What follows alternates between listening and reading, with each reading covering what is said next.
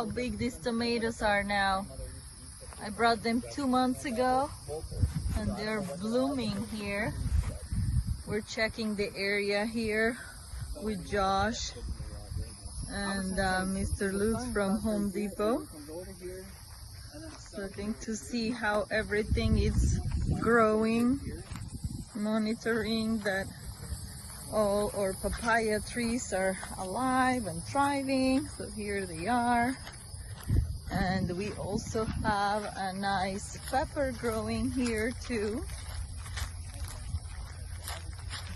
I'll show you in just a second. Here it is, the pepper. One. There's some baby ones there. Another one here. So it's nice work in progress. Very proud of ourselves.